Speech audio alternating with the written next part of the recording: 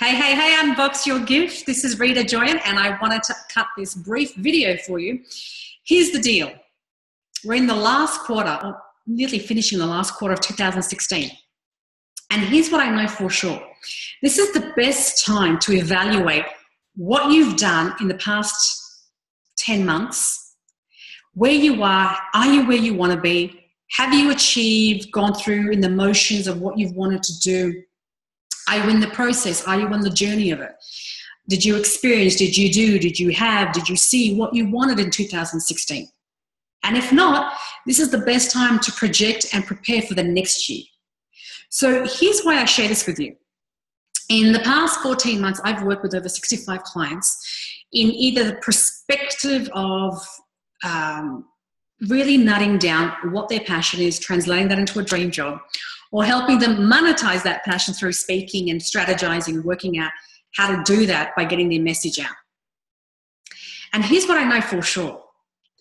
With working with so many clients just in the past 14 months, because I've been in heavy competition myself, competition as in I've been in a speaking competition that I've trained for, and that's a completely different level of speaking. But I've done that because it's a self-improvement process.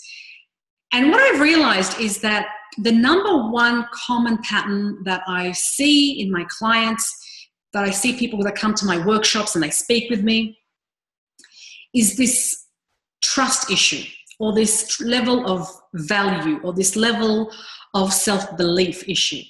Here's what I mean by that.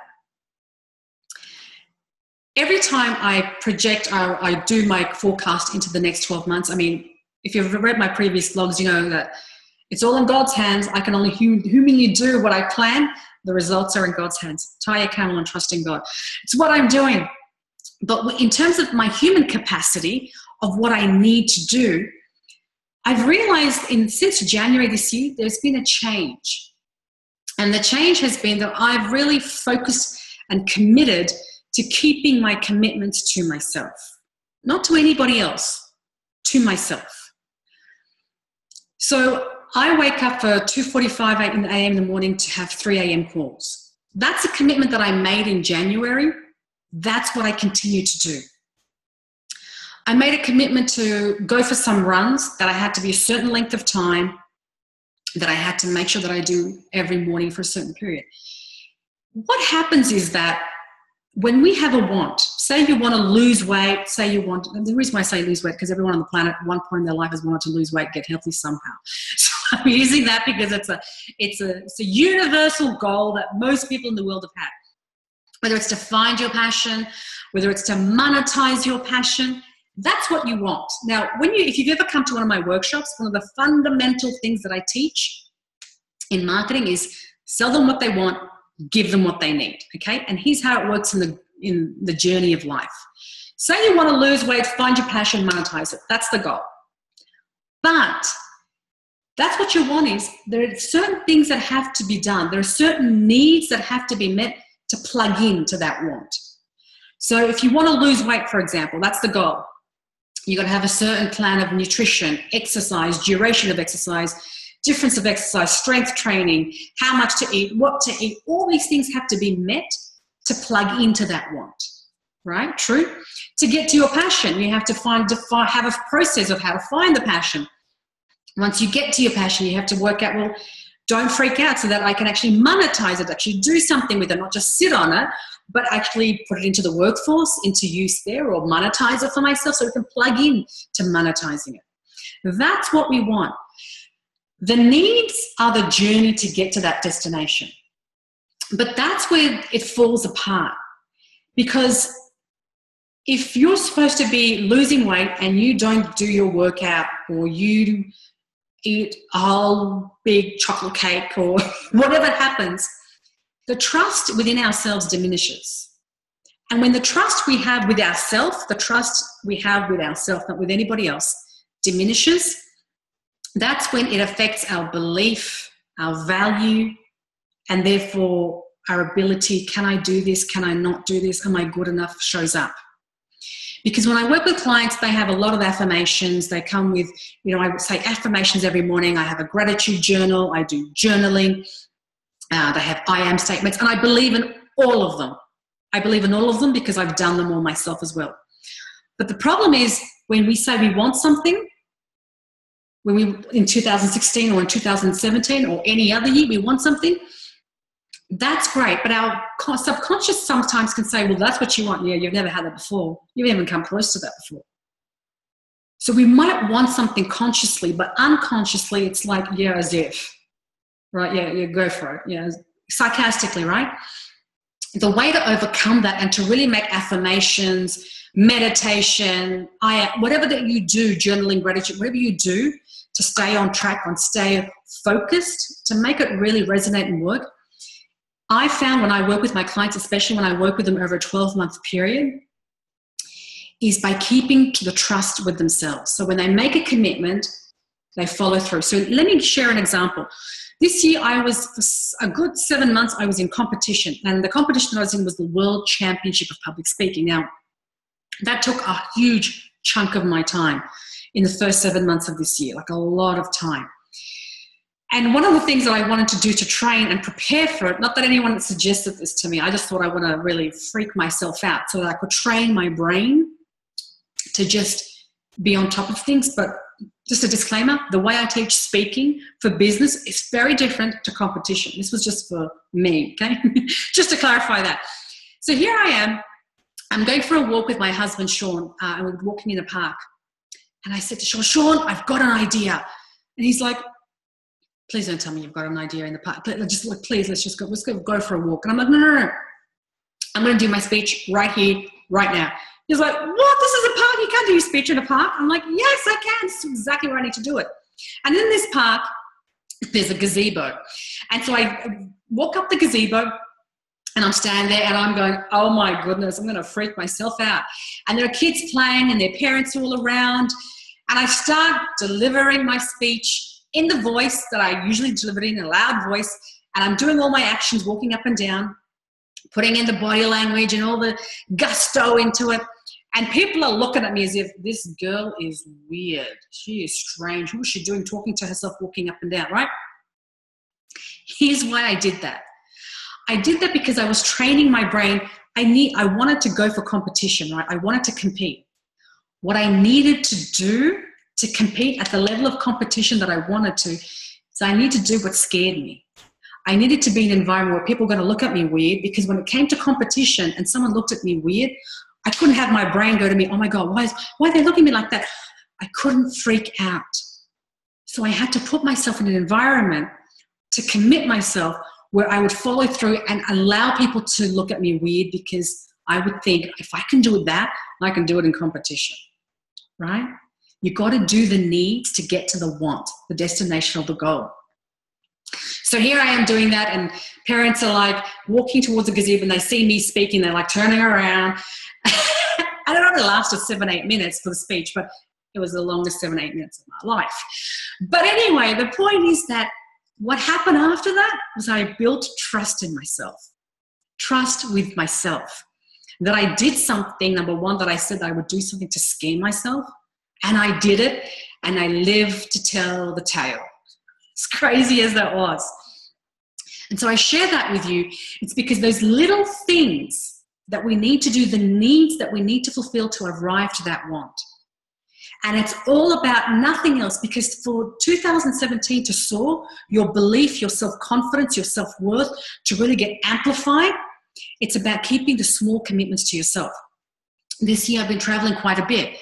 And one of the excuses that I've used is that I'm jet lagged. I need more sleep. I'm jet lagged. Sure, I've been jet lagged. That's the truth. But I've also been using it as an excuse. I've just been repeating that I'm jet lagged. I need more sleep, to kind of just laze around and have more sleep for no apparent reason. And it wasn't until I caught myself out saying that I realized I'm not doing this project, because whatever project I was supposed to do or follow through on, because there is another reason.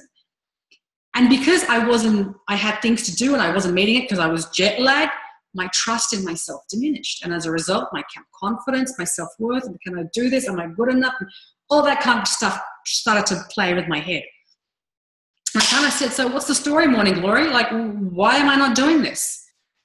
And I realized it was just because I needed some help. I needed some help with some technical help with getting a website up. I needed technical help with someone who was tech savvy to do a certain part of the project for me. So I got the help in, right? But it wasn't until I found what the reason was that I wasn't stepping into it, that I realized that it wasn't I was jet lagged, it was just because I didn't follow through. So my invitation to you is, where are you using the excuses, I'm jet lagged? It can also come out as I'm tired, I can't be bothered, I'm not good enough, I don't know what to do. All those things can be true, but you're only saying them because there's a deeper reason why you don't want to do something. There's a deeper reason. We use those as surface level excuses. It could be true. I was jet lagged. But there comes a point when there's jet lagged and just lazy.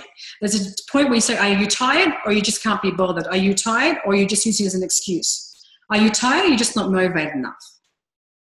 And no one can catch you out unless you want to catch yourself out. So that's the correlation between your to-do list and your self-worth. Because every time you say you're going to do something and you don't do it, no matter how small it is. I went for a run just yesterday, and I usually go for 40-minute runs, and I had gone for a run for 36 minutes. And I looked at my watch, and I said, I've only got 4 minutes to go. It's only 4 minutes, I'll just go home. But I went, wait a second, if I drop the ball and I've only got 4 minutes, I'm going to drop the ball somewhere else. If I let myself off the hook, then I take away trust in myself. And when then God gives me the bigger opportunities for 2017 or 16 or any other opportunity, then I'm going to go, I don't know if I can do it. Am I good enough? Am I enough? All that kind of stuff then comes back again. Because it's the small commitments that if you don't follow through, it's going to show up in a bigger way. And that's what I really wanted to share with you guys, because I think it's key. And if you can look at your schedule now, 2016, look at what you've achieved, what you've experienced, what you continually want to achieve, experience, be, have, do, all that jazz. And where's the projection for 2017 for you? And take a look at, to get to what I want, or to have what I want, or to continue to have what I want, be, feel, experience, what are the small commitments that I'm not committed to, not following through on? Did I say that I was going to meet someone on a phone call and not meet up with them? Why not? If I said yes, why not? If I was going to go and visit my parents and I didn't, why not? I said I was going to. I committed, saying it, your word is everything. If I said I was going to do it and I didn't, why didn't I? Unless things are outside your control, what's happening within your environment, your mind, that you're dropping the ball? And when you drop the ball and fall short of the commitment, you fall short, even 4 minutes short in a run, that's going to affect your trust with yourself, which will then affect your belief and value of yourself. And so when the opportunity comes, when you can monetize your passion, when the opportunity comes when you can find your passion, when the opportunity comes where you can have X, whatever that might be, instead of freaking out, you'll be a lot more secure in your decision making. You'll be a lot more faster in your decision making, because you've done what you need to do to get to that want. I hope this is making sense. Because to be honest with you, that's what I teach most of the time when I'm working one-on-one with clients, is I'm really focusing on, what do we need to do to get to that want? What do you specifically need to do to get to that want? And every single human being on the planet has a different level of criteria, because we're all so different. Different things scare us. And if you were to speak at a park, maybe it won't scare you. But it scared me because I was unprepared. There were strangers there. And that might be joy for you. And I was practicing a speech there. So we're all different. What is it about you that's going to really, where are you falling short? When you say you're going to do something, even if it's to say, I'm going to call the doctor or go to the dentist, whatever it might be, it doesn't have to be just about career and business. It's about really looking at your habits. Where do you fall short, and why do you fall short? Not beating yourself up. What's the reason why? Let's just get real raw and real and deep and look up the reason why. And we can find the reason why, we can now diagnose it and find a solution and get back on and fulfill the needs and trust with ourselves to to then be able to become the creative person that we want to be in the world. So that's what I wanted to share with you guys.